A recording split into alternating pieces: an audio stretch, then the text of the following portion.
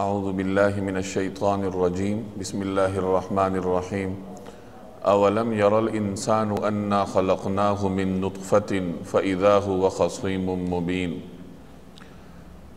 اور کیا انسان نے یہ نہیں دیکھا انا خلقناہ من نطفۃ کہ ہم نے اسے نطفے سے پیدا کیا تھا، فاذا هو خصیم مبین، پھر اچانک وہ کھلم کھلا جھگڑا کرنے والا بن گیا۔ یہ سورہ یاسین کی آیت نمبر 77 ہے۔ اس صورت میں اللہ تبارک و تعالی نے عقیدہ توحید، عقیدہ آخرت، قرآن کریم کی حقانیت اور عقیدہ رسالت کو بیان فرمایا ہے۔ بالخصوص عقیدہ توحید اور عقیدہ آخرت کو اللہ تبارک و تعالی نے مختلف مثالوں کے ساتھ اس صورت میں وضاحت کے ساتھ بیان فرمایا۔ آج جو ہم نے آیات پڑھنی ہیں، ان آیات میں بھی اللہ تبارک و تعالی اپنی قدرت کا اظہار فرما رہے ہیں، اپنی مختلف نشانیوں کا بیان فرما رہے ہیں، اور اللہ جل جلالہ کی اس قدرت پر غور کر کے انسان عقیدہ آخرت کو سمجھ سکتا ہے، اور اسی کی ضمن میں عقیدہ توحید کی بھی وضاحت ہو جاتی ہے۔ چنانچہ اللہ تعالیٰ فرما رہے ہیں کہ کیا انسان نے یہ نہیں دیکھا کہ ہم نے کس چیز سے اسے پیدا کیا؟ ہم نے انسان کو نطفے سے پیدا کیا۔ نطفے سے جس انسان کو ہم نے پیدا کیا وہی انسان کھڑا ہو کر کھلم کھلا جھگڑا کرنے والا بن گیا۔ نطفہ شفاف پانی کے قطرے کو کہتے ہیں، قطرہ آب جو کہ شفاف ہو اسے نطفہ کہا جاتا ہے۔ انسان کو اللہ تعالیٰ نے نطفے سے پیدا کیا۔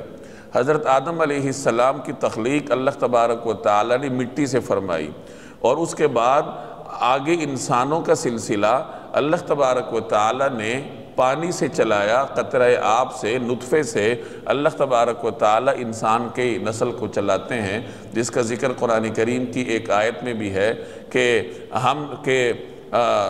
ثم جعل نسلہ من سلالۃ من ماء مہین، کہ اللہ تبارک و تعالیٰ نے انسانی نسل کو ایک ایسے پانی سے چلایا جو کہ حقیر ہے، جسے عام طور پر حقیر سمجھا جاتا ہے۔ انسان کی پیدائش پانی کے جس قطرے سے ہوتی ہے، اگر وہ انسانی کپڑوں کو لگ جائے تو کپڑے ناپاک ہو جاتے ہیں، انسانی جسم کو لگ جائے تو انسانی جسم ناپاک ہو جاتا ہے۔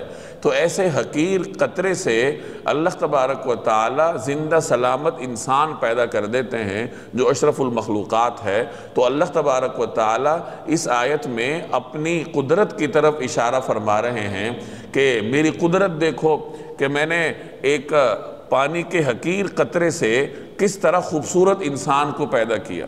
اللہ تعالیٰ ایک آیت میں فرماتے ہیں کہ ہم نے انسان کو بہترین شکل کے ساتھ پیدا کیا، احسن تقویم، کہ انسان کو اللہ تبارک و تعالیٰ نے خوبصورت ترین سانچے میں ڈھال کر پیدا کیا ہے۔ تو ایک پانی کے حقیر قطرے سے جو رب اتنی خوبصورت مخلوق پیدا کرتا ہے تو انسان اس رب پر ایمان کیوں نہیں لاتا؟ اور جو انسان اس حقیر پانی کے قطرے سے پیدا ہوتا ہے وہ اپنی پیدائش پر غور کرے، اگر پیدائش پر غور کرے گا تو وہ کبھی بھی اللہ تبارک و تعالیٰ کا انکار کرنے کی جرت نہیں کر سکتا۔ تو اس آیت میں ایک طرف انسان کو اپنی حقیقت کی طرف متوجہ کیا جا رہا ہے کہ تم دیکھو میں نے تمہیں پیدا کس چیز سے کیا، کیا تمہیں یہ زیب دیتا ہے کہ اپنی اس حقیقت کے ہوتے ہوئے تم اللہ تبارک و تعالیٰ کی بغاوت کرو؟ اور دوسری طرف اللہ تعالیٰ اپنی قدرت کی طرف متوجہ کر رہا ہے کہ اگر حقیر پانی کے قطرے سے میں اتنا خوبصورت انسان پیدا کر سکتا ہوں تو پھر انسان کو سمجھ لینا چاہیے کہ اس کا رب ہر چیز پر قادر ہے۔ تو اللہ تبارک و تعالیٰ انہی حقائق کی طرف ان آیات میں اشارہ فرما رہے ہیں کہ کیا انسان یہ نہیں دیکھتا کہ ہم نے اسے نطفے سے پیدا کیا، اور اس حقیقت کا حامل انسان کل کو کھڑا ہو کر خصیم و مبین بن جاتا ہے، کھلم کھلا جھگڑا کرنے لگ جاتا ہے، اللہ تعالیٰ کی بغاوت کرتا ہے۔ اور بغاوت کرتے ہوئے وہ کیا کہتا ہے؟ آگے اللہ تعالیٰ انسان کے اعتراض کو ذکر فرما کے اس کا جواب ارشاد فرمائیں گے۔ چنانچہ فرمایا وَضَرَبَ لَنَا مَثَلًا، کہ وہ ہمارے بارے میں باتیں بناتا ہے، وَنَسِيَ خَلْقَ، اور خود اپنی پیدائش کو بھلا بیٹھا ہے۔ قَالَ، وہ کہتا ہے مَنْ يُحْيِي الْعِظَامِ، کہ ان ہڈیوں کو کون زندگی دے گا، وَهِيَ رَمِيمٌ، جبکہ وہ گل چکی ہوں گی۔ یہ انسان کا اعتراض قرآن کریم نقل کر رہا ہے۔ مشرکین کے بارے میں آتا ہے کہ وہ بوسیدہ ہڈیوں کو اپنے ہاتھ میں لے کے اس طرح مسل دیتے تھے اور پھر کہتے تھے کہ یہ ہڈیاں جب اس طرح ریزہ ریزہ ہو جائیں گی تو دوبارہ انہوں نے کس طرح زندہ ہونا ہے، دوبارہ کیسے پیدا ہوں گے۔ یہ گویا کہ عقیدہ آخرت کا رد ہے۔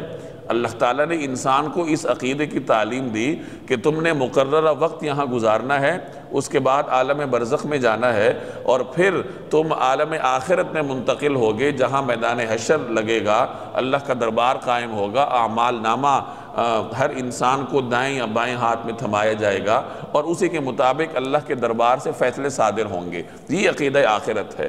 مشرکین اس کا رد کرتے تھے، وہ کہتے تھے جب ہم مر جائیں گے، مٹی میں مل جائیں گے، گل سڑ جائیں گے، تو پھر دوبارہ ہمیں کس نے زندہ کرنا ہے؟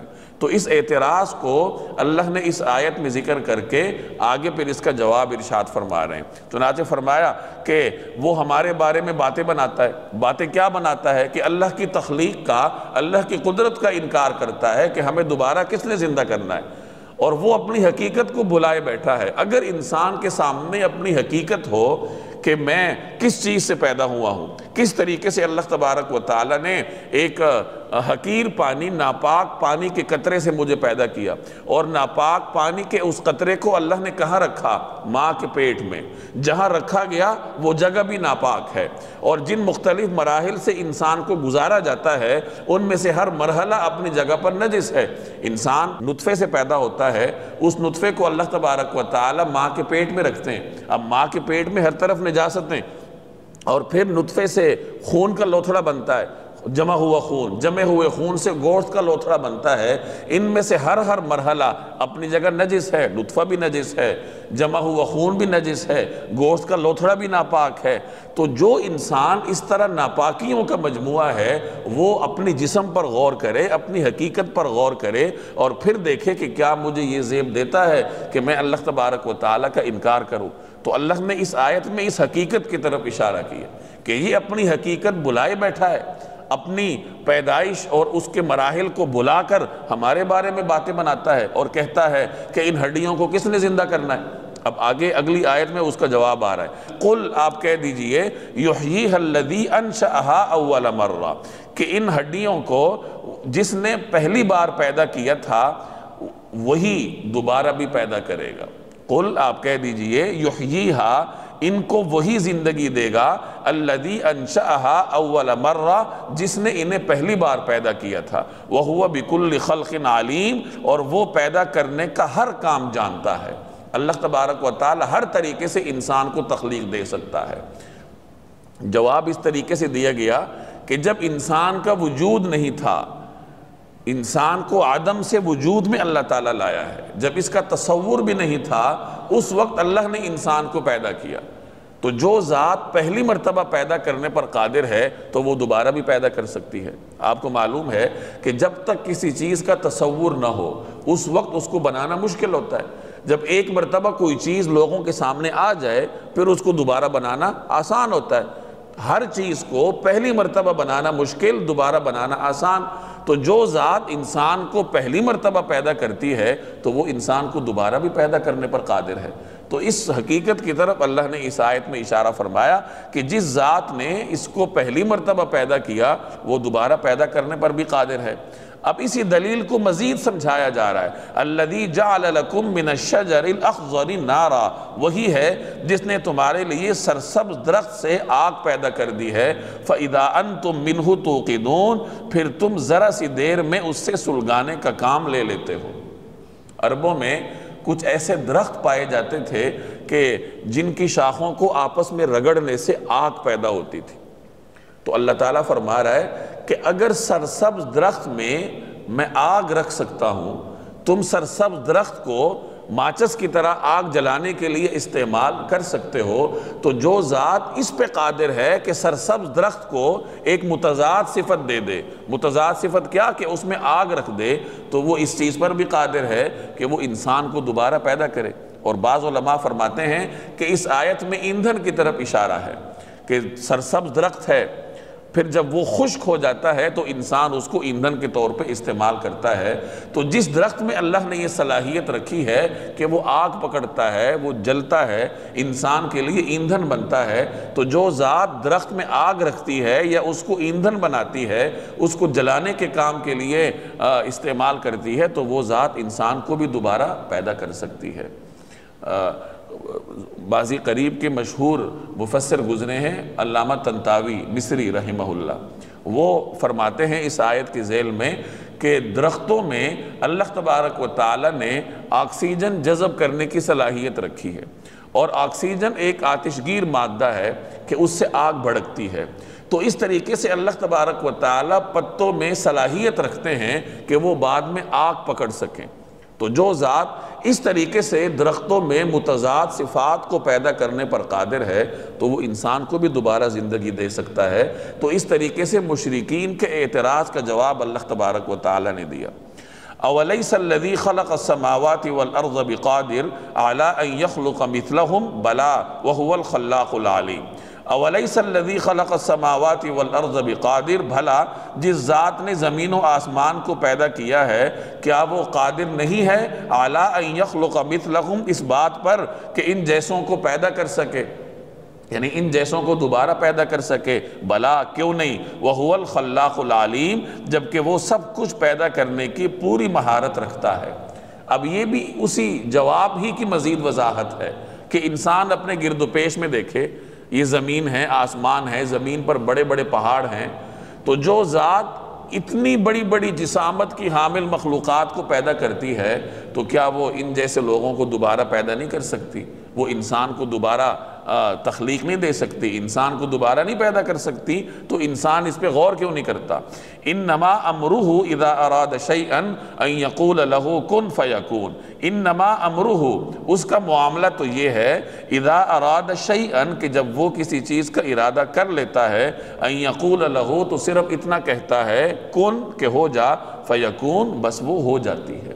تو اللہ تبارک و تعالی اسی جواب کی وضاحت فرما رہے ہیں کہ اللہ تعالیٰ جب کسی چیز کو پیدا کرتا ہے تو بس صرف ارادہ فرماتا ہے، کن کا حکم دیتا ہے اور وہ چیز ہو جاتی ہے۔ تو جو رب اتنی عظیم قدرت کا حامل ہے تو اس کی قدرت میں پھر کیا شک کیا جا سکتا ہے کہ وہ انسان کو دوبارہ نہیں پیدا کر سکتا؟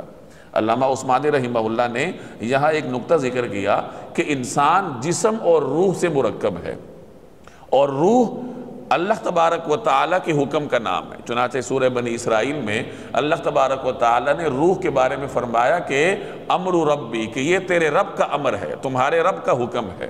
تو وہ فرماتے ہیں کہ ان دو آیات میں اللہ تبارک و تعالیٰ نے جسم اور روح کی طرف اشارہ کیا۔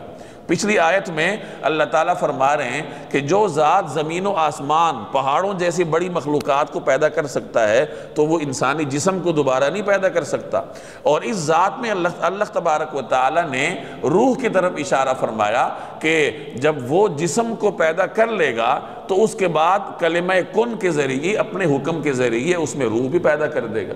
تو جو ذات اس طرح کی قدرتوں کی مالک ہے تو وہ انسان کو دوبارہ پیدا کر سکتی ہے۔ لہٰذا عقیدہ آخرت میں کسی کو شک اور شبہ نہیں ہونا چاہیے، بلکہ ہر انسان اپنے ذہن میں یہ تصور رکھے کہ میں دنیا میں ہمیشہ رہنے کے لیے نہیں آیا، بلکہ ایک عارضی وقت میں نے یہاں گزارنا ہے۔ اس کے بعد اللہ تبارک و تعالیٰ کے دربار میں پیش ہو کر اپنے ایک ایک عمل کا حساب دینا پڑے گا۔ فَسُبْحَانَ الَّذِي بِيَدِهِ مَلَكُوتُ كُلِّ شَيْءٍ، غرض پاک ہے وہ ذات جس کے ہاتھ میں ہر چیز کی حکومت ہے، وَإِلَيْهِ تُرْجَعُونَ، اور اسی کی طرف تم سب کو آخرکار لے جایا جائے گا۔ تمام تر نشانیاں ذکر کرنے کے بعد پھر آخر میں اللہ تبارک و تعالیٰ نے اپنی بڑائی بیان کی کہ جو ذات ان تمام چیزوں پر قادر ہے وہی اس بات کی لائق ہے کہ اس کی پاکی بیان کی جائے، اس کی تسبیح بیان کی جائے۔ چنانچہ جس ذات کے قبضے میں ہر چیز کی حکومت ہے، ملکوت کا مطلب جو ہر قسم کے مکمل اقتدار کا مالک ہے، تو جو ذات ہر قسم کے اقتدار کا مالک ہے اور اسی کی طرف انسان نے دوبارہ لوٹ کر جانا ہے، تو انسان کو اس پر ایمان رکھنا چاہیے، عقیدہ توحید کو بھی تسلیم کرنا چاہیے اور عقیدہ آخرت کو بھی تسلیم کرنا چاہیے۔